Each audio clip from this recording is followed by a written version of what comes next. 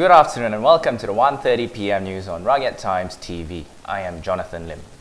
The budget revision. Today we have a very special guest with us, Dr. Ramakrishnan, who is a senior lecturer at Inti University College Subang, and it is here to share with us his inputs on the revised budget. I'm going to jump straight into it, Dr. Rama. So tell us, is it true that we are not in a crisis?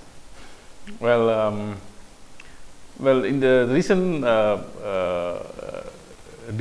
drop in oil price, Malaysia was one of the worst affected country in Asia, and also with the current economic condition, world economic condition, we are very we have high risk in among all the Southeast Asian countries.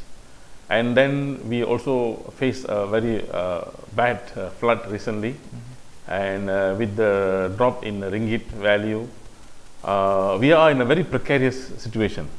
Maybe the Prime Minister didn't want to say it because it has a very far-reaching consequences. So I think he didn't want to use that word. But we are in a very difficult situation, very vulnerable situation.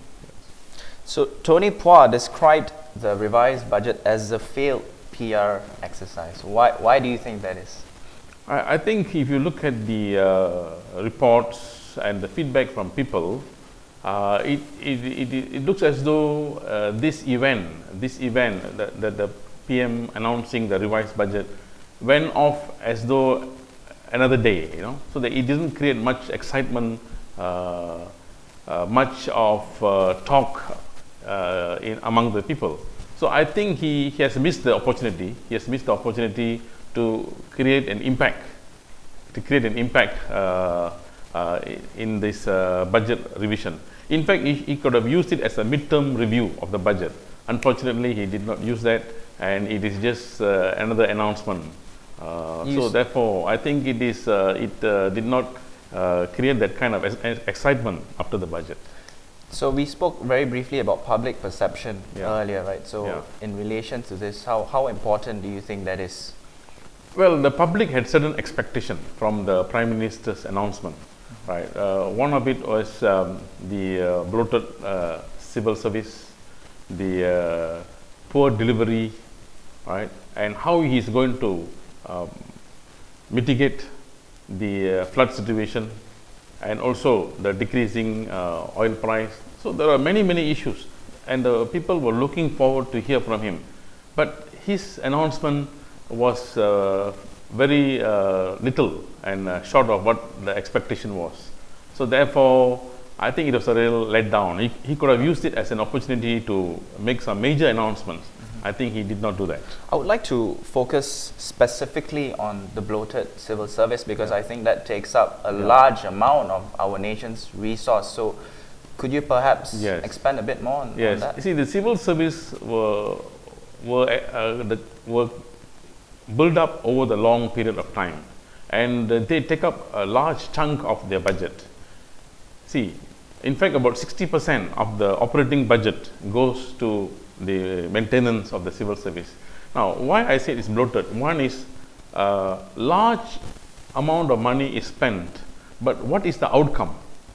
In terms of outcome, it is very short and very worrying situation. For example, let me give an example of, say, the Ministry of Education.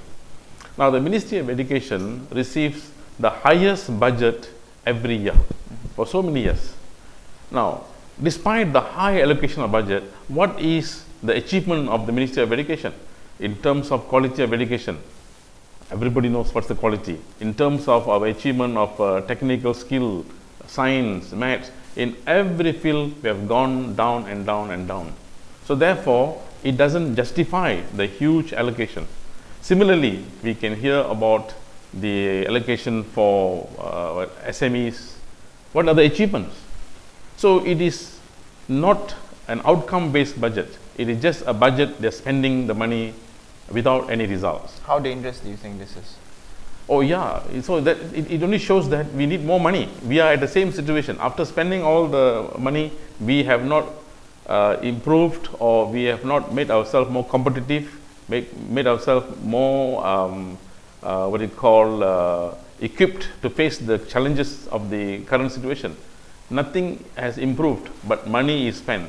So therefore, it's a deep hole, it's a deep hole, and that's why we have high, our fiscal deficit is very high, and we don't see any reverse in the situation. And the crisis now, the drop in oil price and the commodity price and the world economy has made us very vulnerable, very vulnerable. So any adverse movement, we will be affected. Talking about money, 44% of our bond market is held by foreigners. Right? Where do you think that places us?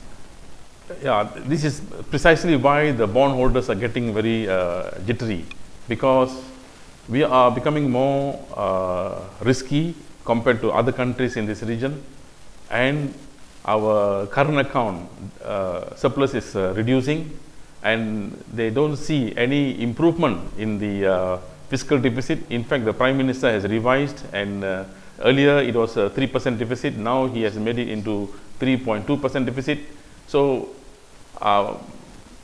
there's no, our risk is increasing, and there's no what do you call bright spot in the whole announcement. So therefore, they are getting jittery, and we may,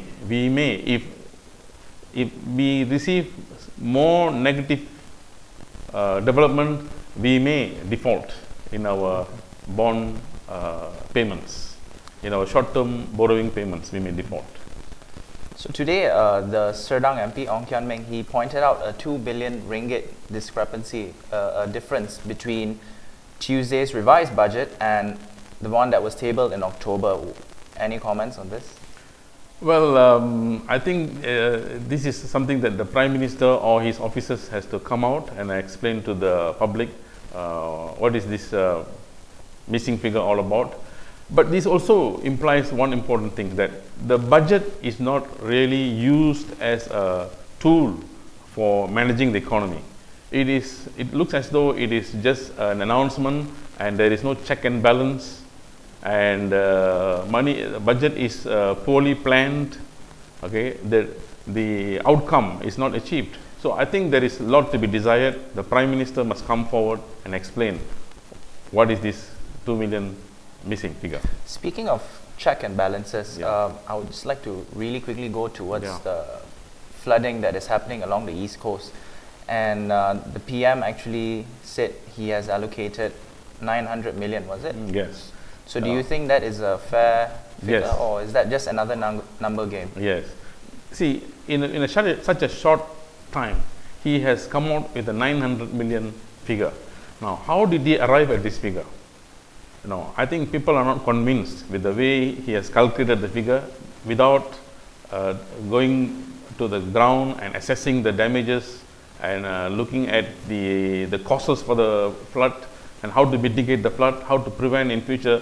With so much of study to be done, without all this being done, he has announced a 900 million budget. Now, this shows that it's a very a figure which is just plucked in the air and not convincing. So I think he has to do a better job on that.